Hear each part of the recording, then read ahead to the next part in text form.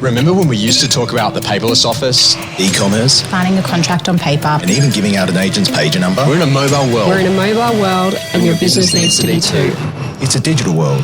Workflow is changing, and so too are our experiences. There are over 350 prop tech players right now competing for the space. How do you keep up with it all? And what's next? Welcome to Founders, a new podcast with Josh Phegan on the future of workflow in real estate.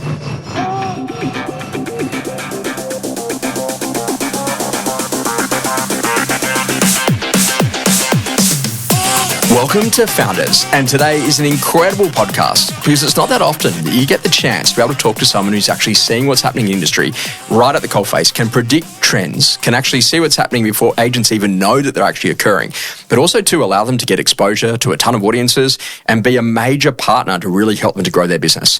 And we're going to be talking with Belinda Sinclair, the Vice President of Sales Residential at Domain, backed by the CoStar Group.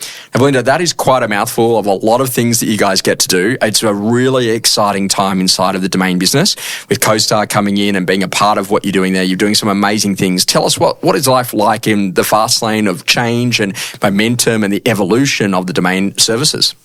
That's a great question, and thanks for having me on the podcast today, Josh. Really excited and energized at the moment is how I'd sum it up. I think as a individual, as a business, we've never gone through the amount of change that we have in the last 9 months, but I have to say it's exciting change, it's future change, it's innovative change. And so my general sense is energized, optimistic, and absolutely excited about where Domain can go and how we can support the industry moving forward with this new momentum. And this is a really important conversation because I know that you get to see a lot of things before we see it in market because you're predicting trends, you're seeing what's actually happening. Are there lots of listings coming to market? Are there not as many listings coming to market? Are they selling in really short periods of time? Are they taking longer times to sell? How many price reductions do people need to do before they get them to sold? Is there a bigger movement towards auction or away from auction? How do markets work with a quote on an auction? How do markets work without a quote on an auction? What does that do to inquiry? So you get like this great view about, what actually happens across all of the different states and territories that we operate in Australia.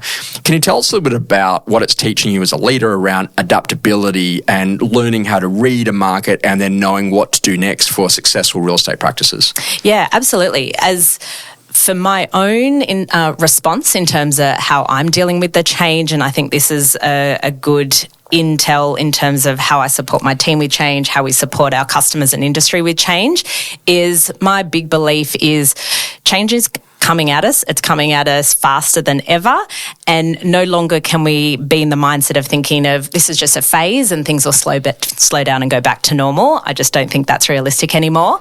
So for me, it's all about how do I, instead of getting nervous, anxious about change, actually turn it into an opportunity and think about if we know change is coming, number one, my attitude and response to change is the biggest thing I can control. And so making sure I find a way to see the positive opportunity in whatever's happening, whether it's in market, changing the business, changing the team, and then starting to lean in to think about, okay, how are we going to make the most of this change? What does it look like to lead this change? And how do you role model both how that response looks like as a leader so my team can see how I'm responding and hopefully move through that progress of, fear of change into excitement about change, and think about what are the tools, what are the resources, what are the insights and support that I can provide, whether it's my team internally or our customers externally, to help them thrive through change. And this is kind of interesting because there's the great quote by Eric Shinseki, if you don't like change, you're going to like irrelevance even less.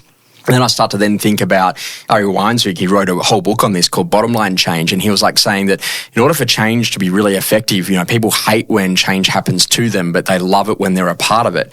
And the other conversation is that like change happens is that when there's a high level of dissatisfaction or someone has a vision, and then off the back of that, you're prepared to make more of the first steps. And I think that this is the interesting conversation that consumer expectations are shifting. What are you seeing about consumers and their expectations, and how is that changing how an agent presents to market and what they take to market with a property and how they talk to consumers? Yeah, there's a lot of that. And we've been leaning in. Earlier in this year, we launched a massive consumer insights survey across thousands of Australians to understand what's happening in terms of their experience with property specifically. I think what's really interesting and sometimes we take for granted in the industry is 56% or 76% of all, consumers out there are actually dreaming or monitoring the property market. Now, that's a significant portion of our population, and I think being mindful that most people that we interact with are interested in engaging around property. They're just in a different phase. And then 36% are actually thinking about transacting. So we have to be mindful, I think, of segmenting those that we interact with, whether they're coming through the opens, whether they're inquiring, whether we're just speaking to them at the coffee shop on the weekend, is there's a high probability they are very interested, not just because they love property, but in terms of engaging in listings. And so monitoring and putting in the bucket, are they a future client and how do I support them? What are the insights, conversations I need to have with them? And the 37% who are actually thinking about transacting and what that looks like. I think the other shift is we have seen consumers arm themselves with more information than we ever have before. And I look at, even personally, how we're all interacting, whether it's with AI, ChatGPT. I see my kids, building out research on topics of interest. So I think we're being naive if we think our consumers, our buyers, our vendors are not investing a lot of time in that space researching. And therefore, I think once you acknowledge that shift in consumer behaviour in their knowledge base, is actually thinking about what does our response as a great agent look like. This is really amazing when you start to think about that, because it's sort of like we're the most informed society we've ever been, but we're also hesitating the most we've ever hesitated, where we need that trusted advisor to be able to take us metaphorically by the hand and guide us through the transaction, whether or not we're a buyer, a seller, a tenant or a landlord. And it's a really important conversation that the expectations have shifted so quickly that all of a sudden we are in an always-on world. So a couple of things I've noted with you over the years is that when I talk to my dad about off-market, he talks about forthcoming auction, which they did in 1970. So nothing is new. Literally, it just took a little while to get the property ready before, back in those days, they would go to print and it would take a week or two before it ended up in the newspaper. What we're now seeing is that there was a phase where agents set off market and Domain delivered, very quickly with early access around that. And that's still a tool that's used today by agents. Really good, particularly if you've listed a property out of your normal area, because you're getting access to a database of buyers that we already know are engaged and driven as a part of that Domain audience. But now, all of a sudden, I've started to see a consumer shift where consumers say, hey, if it's off market, are they not realistic about wanting to sell? Is that not actually correctly priced? And so now we've got this situation where people are saying, well, you actually need to be on market to actually really engage a buyer audience. And it's amazing how those consumer shifts have happened quite quickly as market sentiment shifts, and that drives that whole change. And so now we're saying, no, you actually have got to be live on market, and you've got to be in a position that you've got that at least that first weekend of open for inspections to be able to build relationships with buyers, to be able to build a great business database, to be in a position that you can engage with buyers and sellers. And, at the start of this year, I was in Perth and the average number of buyers at an open home was 51. And when you think about that, that's a lot of people coming. Wow. But they'd stopped taking consumer details at the front door because they're like, oh, I'm just a bit busy. And I'm like, but you look at automations through things like HomePass, it's super quick as a part of that. You're seeing some different buyer insights, and it must be amazing to operate in for the very different states we operate in Australia. In Victoria right now, we have a statement of information. In New South Wales, we could have a statement of information. And in Queensland, we can't quote a price when it comes to an auction as we record today. Does that change how buyers interact with property? Does it change with inquiry rates versus inspection rates in different states and territories? Yeah, absolutely. So I think the first thing I'd just call out to the start of your point there, Josh, is as we start to evolve with more technology, more access to information, it has never been more important for us within this industry as an agent, as a principal, to think about how we're building the trust and how we're bringing that human element to the transaction that we're supporting on. So just want to be really mindful of calling that out. If there was one skill I'd say to work on as an agent right now, it'd be about personal relations, connectivity and building trust. Then in terms of how we're seeing the shift across different markets operating, there is always a different dynamic across the different states, and some of that is sort of just historic ways and behaviours. Some of that is led by legislation. As you said, the Statement of Information in Melbourne has meant from a few years ago, the shift from views to inquiries changes quite significantly. There is many less inquiries that come through because people are largely inquiring about price, and you can get a good guide of that from the estimate. What we see is also the different market dynamics going on. So between Queensland and New South Wales has been a great example over the last 12 months, where you've seen Queensland only very recently starting to ease off and seeing slight adjustments in the number of people attending opens or record pricing happening, starting to ease a little bit. New South Wales, who has seen a really strong momentum around massive listing volumes coming in the metro market, and that's starting to put pressure on price. And so we've seen in Sydney, for example, quite a steep decline of open for inspection attendees. Obviously, you look at clearance rates around the country, particularly Sydney, Melbourne, and those have come down significantly.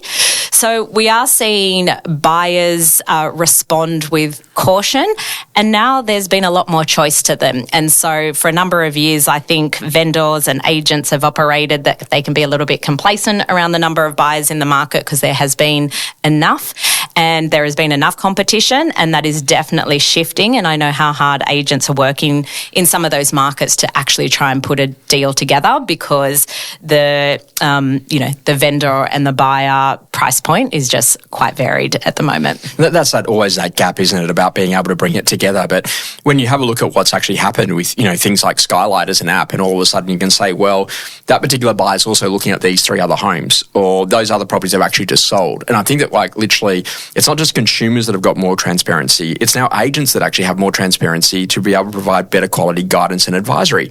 And this is a really important conversation, because when you think about what's actually happening, you've got a much more integrated campaign. Now, I'm from the old newspaper days. That makes me old, Belinda, but when I say that, but we used to talk about reach. So how far does the marketing go? And so when you're thinking about it, are people just saying, I just want this suburb, or are they saying include surrounding suburbs?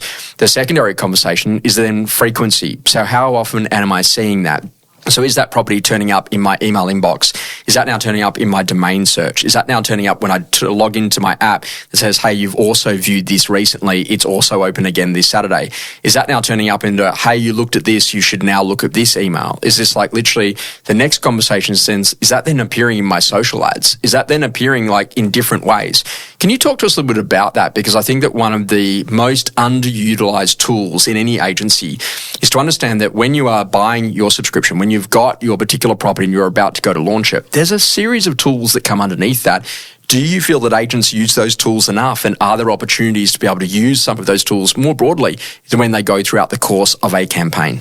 Absolutely. So that's a great call out, Josh. And I think many of our customers sign on to a package for their marketing schedule and probably don't take enough time to understand what's actually included in that package. And I think they'd be surprised to understand how many tools and points where you can actually optimize reach and differentiate reach against your customers is actually available with them. And so last year we launched the Skylight, which is the app for agents to be able to manage their campaign on the spot on their phone.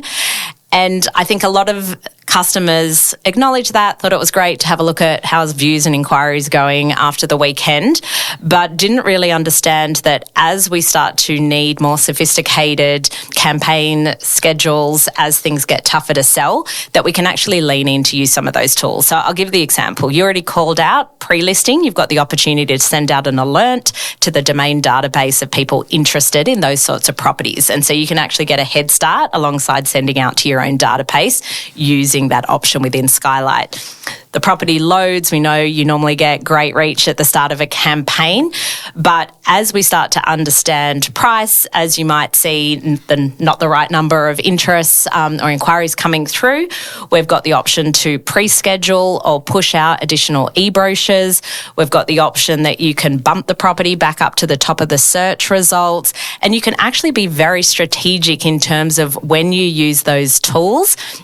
And from our data, less than 10% of agents actually use those features.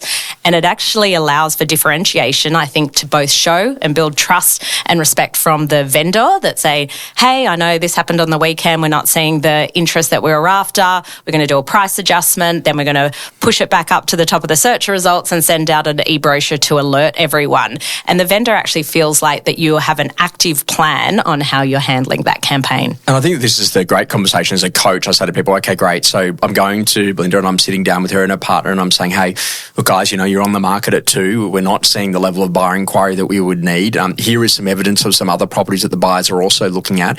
The buyer that walked through yours went and bought Jones Street. So that's clearly an indicator that people with money had walked through but bought elsewhere because they believed it was better value. That one actually ended up selling for 1.8. It initially listed at 2.1. It does indicate there's a bit of a shift here. What my expectation is that I think that we would need to change the guide closer to the 1.8 level than being at the 2 level if it meant that we were going to sell given the current conditions. And there are some reasons for that. 3 interest rate rises, capital gains tax, negative gearing, sentiment about government and budgets, like a war overseas. So there's a whole range of things that have actually happened. But literally, I'll be in your position. What would you like me to do? Now, there's a couple of things that I can do, and we put this in as like a campaign reset menu. So we can change the order of the photos. We could change the copy. We could change the video. We can be in a position that we could add some additional social stuff associated with that. And maybe off the back of that, we can also move it up higher in terms of bumping it up on the search results. Also, in addition to that, if we do make a change, we could also change the price guide. We could change however that works in your state or territory. We can also be in a position that we can start to think about doing an extra e-brochure. So you're starting to think about all these tools that you've got. So Belinda, should you guys make the decision to shift your price, this is what I would then do next. So the first thing I'm going to do is I'm going to call back every single buyer and I'm going to say, hey, we now have a new price on Jones Street.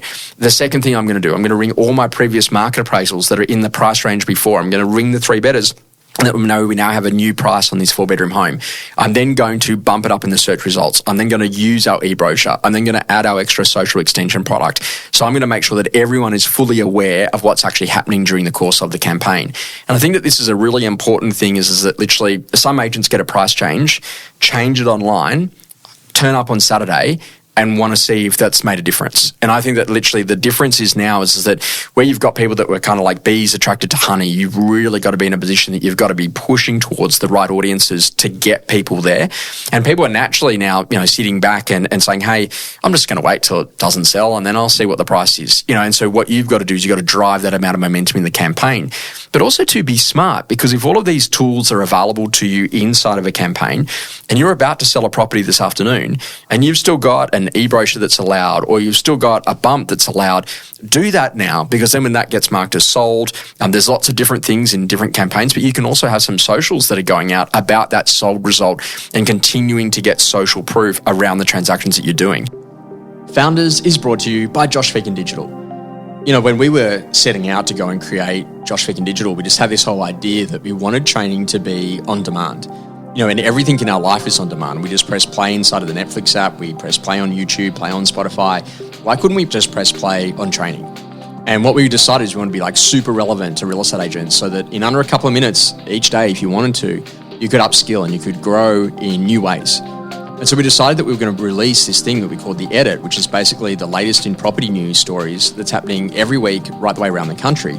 So you could be incredibly sharp in your conversations with sellers. And then we built out the short courses, which was all about rapidly building skills, whether or not it's about learning how to get better fees or to put on an assistant. And then we actually wanted to give you access to blueprints, so you didn't have to wait for it every year. You could just watch it whenever you wanted and actually go from zero to hero around everything that it takes, from goal setting, self and energy management, what you're doing around prospecting, listing, negotiation, and actually just have a system for the way that you work. Together with, getting really inspired by some of the best people in the industry with the black and white interviews. Josh Phegan Digital is available on iOS and also on Android. It's an incredible app and it gives you everything that you'll need to be a much better agent. It's time to switch on. Is that an area where agents just miss, not thinking, hang on a second, there's so many different consumer points where you can build audience around social proof? Yeah, absolutely. And I think that's a good thing. As an agent, not only are you trying to do the right thing for the vendor and sell their property for the best price in the fastest time, but you're also looking to build your profile and brand to maximise the opportunity on winning that next listing.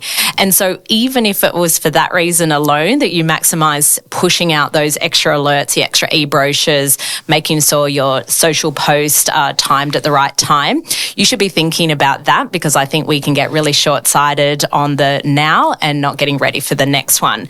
And I think that leans in heavily to how we think about VPA and marketing ourselves and our listings. right at the very start of that market appraisal. And I just keep hearing over and over again from the market that I went into the listing, the person said they're, with interest rates, with cost of living, they're struggling to be able to invest well in a VPA campaign. And too quickly do agents get nervous about this might be the reason I don't win the listing. I'll suddenly wipe off all those extras that I actually believe in off the schedule. And I think the shift is actually moving away from self-interest, the self-interest of trying to win the listing now and not protecting both the longevity of your career and building your pipeline, but also thinking about the vendor. As we move into a market where buyers are harder to come by, our decision to try and win the listing by removing reach, removing a multi-channel marketing campaign is actually not the right thing for the vendor. And I think about if you can set yourself up to be really clear on the benefits of why multi-channel, why it's not just about your own database, why go into portals like Domain, why investing into the premium product because it includes social, because it includes the e-bumps, the e-brochures, the bumps, the extra alerts, and because it widens the reach is actually the right thing for the customer as well. And I think we need to lean into heavily knowing our vendor, knowing the market and the audience that we're trying to reach. And that's somewhere that Domain, and particularly our account partners, you can reach out to them and they can provide some data on where are the buyers coming from for these particular properties. I think about Queensland, for example, where you've got 30% of inquiries are coming from outside Queensland. And so if you're only thinking about marketing to the local market, you're actually missing 30% of opportunities. Similarly, you've got South Australia, I think they're at 29%, Victoria's 26%. So I think very close-minded if you're not exploring, having the data and insight to differentiate yourself to show you're an expert, but also then giving yourself the best opportunity to market the property to the right audience. And we're really seeing this big movement. I think that agents, traditionally had protected a lot of things. So I'm holding back a lot of things and you have to engage with me to get the opportunity versus like an era of rapid transparency where, hey, everything is available. Now when we engage, we can actually have a better quality conversation. And I'm saying this to a lot of the agents that I do work with. As an example, when a buyer's agent comes and wants to buy a property, I see a lot of buyer's agents advertising online saying that, oh, hey, I can get you access to properties that no one else can. And I actually don't necessarily agree with that because I think that if you are in with your local agent and you have registered as a buyer and said, hey, I'm pretty keen, then they will be in a position that they'll communicate early, hey, there's one that's actually coming to market. And the way that I explain that is I say, Belinda, what I'm going to do is that once we've got everything done and we operate in a new world, AML checks have been done, contracts have been done, all the legals have been done, photos have been done, everything's right to go. What I'm going to do is I'm just naturally going to see if I can get 1, 2 or 3 buyers through. I've got Paul, he missed out last weekend. Hannah, she's in a position, she's got a job relocation. And then also in addition, I've got Spencer Lawrence and his lovely wife, they're having a baby. I'd love to get those buyers through first. When I get those buyers through, I'm going to get some price feedback. That price feedback is going to be really important because that's going to allow me to either set or reset the guide, if it's on a statement of information, before we actually then launch live on Domain to make sure that then we broaden the buyer database pool. And why this is really important is that what a lot of people have got to realize is that as soon as you start publishing, that's where the data is actually now going against that particular campaign. And in the era of transparency, we're seeing some wild things happen where agents are being ranked based on number of price reductions that they do or the difference between the likelihood of their quote actually being real. So it's really, really important that you understand how that information works so that you can make sure that you're actually seen as being as good as you are, but being able to present that. Have people got a lot to learn about the transparency era and what they can do to be better in front of consumers? Yeah, my view is reasonably strong on transparency because I think about us as an industry, and it has also almost felt like our job has been to refrain from sharing too much information because we worried that if we weren't seen to be the holders of all that insight that we lost control. And I see that dynamic absolutely shifting. And one of those areas, if we go back to the beginning of this discussion where we said, if you don't lean into that change and if you don't lead that change, you'll be left behind. And so I look at the marketplace at the moment, and as you shared, the sort of data that is accessible, that being an agent that actually partners with a vendor or a buyer to understand what do you know already, what research have you done, and how do you complement that with your skill set and understanding of the local market, rather than trying to hide the knowledge you have and protect, I think about perils on a property. I was talking to someone the other day and they were utilising AI, and on the spot we talked about a property address, and they actually AI'd in, has there ever been a murder or a crime in this property in the last 10 years? Material fact. Yeah. So if our clients are coming to us with that knowledge, we need to lean in and learn from them. What do they know about the property already? How do we complement and layer in additional information rather than trying to protecting? And I think that's the buyer beware era has probably gone to now agent beware era. Would that be right? Yes, absolutely. And in a time where I think it just got voted again, really sadly, that our industry is still the most untrusted industry in the country, that if we continue to try and protect information and be the holder of that information without working on looking for opportunities to be transparent and understanding what our, consumers and buyers know, then we're going to continue to erode trust. And really that's the biggest opportunity, I think, for us to thrive in the future. I'm a big believer that consumer experience equals brand, and brand therefore equals pricing power. So how I provide the experience to you really matters. So if you go to a great little cafe and they say, sir or madam, can I take you to your seat and would you like some sparkling water or some still? That's very different to, could I get some water? Yeah, sure, mate. Taps in the corner. And nothing's wrong with that. But one's $10 and one might be $100, for a lovely dinner. That is an interesting conversation because when you think about depth in what you're doing in your marketing campaigns, you've got to now start to think that we're layering with photos, we're layering with video, we're layering with incredible text. And that copywriting is really important for the AI searches of the world and how that's bringing up information so that things that are not obvious in a photo, for example, like a high-span garage or a site access gateway or no stairs for somebody who might have maybe hip injuries as a part of that conversation, may well be the reason why a buyer's going to go and pay more.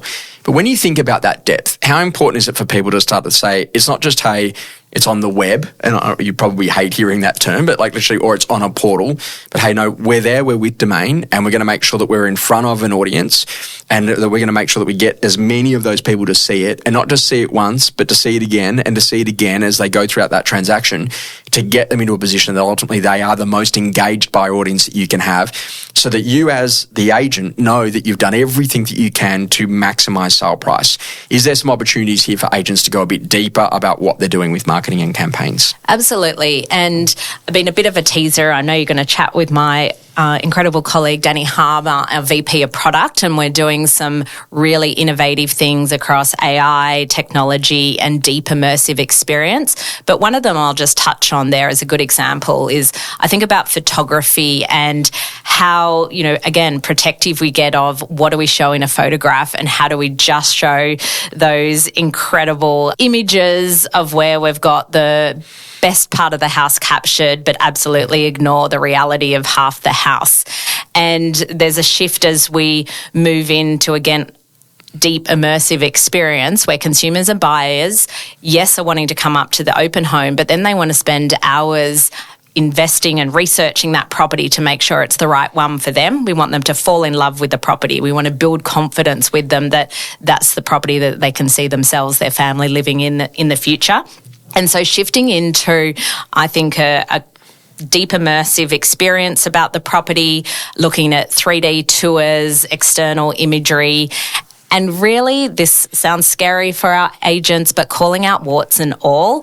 And so we're not getting to the point where you think you've got a buyer, but then they actually discover the bit we've been hiding in the campaign to right to the end.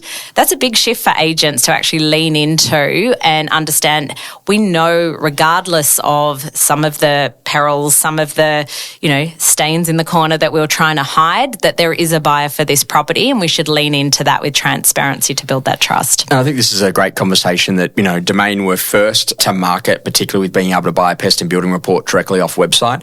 First to market again with making sure that you've got these immersive experiences. First to market again about really leaning into being able to support the industry. And I think that when I look at it, I've seen some incredible leadership events that you've been doing. You've been doing a whole heap of sales sales training events, which we've been a part of, which has been amazing across the country. In addition to that, the RISE initiative in looking after people, so that there's no burnout in our industry and trying to shine a light in some dark spots to make it a better, industry for all.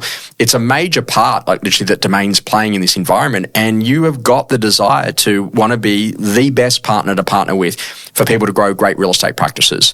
If there was anything that you'd want someone to know about Domain and the intention of where the CoStar Group wants us to go, what would it be? Yeah. Great concept, and something that we are very proud of, the position we've taken in terms of, as a business and operator within the industry in Australia, is we have two choices. We have the opportunity to just focus on revenue, just focus on outcomes for Domain, but really we've chosen a different path, and hopefully everyone's seeing from the decisions that we're making that it's an opportunity to partner and build confidence in our industry. And I'll use the example at the end of last year where Domain turned off third-party advertising across our site. We lost tens of millions of dollars in revenue, but the decision was very clear. When you are putting up your branding as an agent, when we are listing the property for your vendors, they should have absolute focus and prioritisation on their property, on your branding, and not have a pop-up ad for a flight to Bali coming up on the side. And again, that's a decision where we put industry, we put vendors, we put buyers, experience ahead of our own profits. You see what we're doing as we launch, we've capped pricing at CPI, moving away from the industry standard that thinks it's okay to just have 10% price increases year on year without any, backfire from that. Looking at how do we add more value into our listings, again, that helps agents win the listing, sell it faster, and really promote their branding. And as we, look into the future, we want to understand, how do we build transparency? How do we build a deeper, more immersive customer experience? How do we satisfy consumer needs and agent needs, but do it together in a way that we can really partner and work towards the future? So very excited about, where we're heading with that strategy. And I think too that, I've never seen a more aligned executive leadership team sitting between yourself and Jason, and also too in Danny, and what they're doing to lead the business into the future, and actually say, you know what, there is a real choice here, and we want to make sure that we provide the best on ground tools for our agents to be able to build great businesses. And off the back of that, we really want to support you and see you do incredible work. And I kind of love that, because this is all about leaning into great quality relationships and really helping the industry to evolve. So Belinda, it has been amazing to be able to spend some time with you. I know that literally we've got another podcast coming up shortly with Danny, who's going to talk to us a lot about all the incredible technology and product innovations that are happening inside of the brand. It's amazing to have you lead our industry. It's awesome to be able to see you speak and to be able to have some great conversations with people about where the future needs to go. If someone wanted to lean in a bit more and to learn a bit more about Domain, or how they could use some of the products and services, or even get access to some of the different training and leadership events that you do, what are they best to do? How do they best reach you guys? Yeah, thanks, Josh. I think the biggest thing for us is to make sure the industry knows they have choice. And so that's something that we're really working on from a perception and reality point of view. I would encourage you, if you go to our website, we've got research, we've got access to webinars and information and content, some of that great content thanks to you, Josh. But the first thing I'd say is to jump on and call your account partner. If you haven't spoken to them in the last 6 months, you are missing both value that we are providing already that you're probably not utilising, or growth in terms of the performance that Domain is probably delivering in your market that you haven't looked at for 12 months or so. And so you want to be seen to know what's available. You don't want another agent going in and pitching some of the value they're utilising from Domain that you're not aware of. So please reach out to your account partner, ask for a chat, and understand all the value that's being driven towards you at the moment. And Belinda, I got to tell you, the way that I keep up is that I'm on the Domain for Agents Instagram, also LinkedIn, and also to follow you on Instagram, so I can kind of see what's actually happening inside of the business and getting a really good pulse for what's next for our industry. So, hey, thanks so much for being on the podcast today. Thanks for having me, Josh.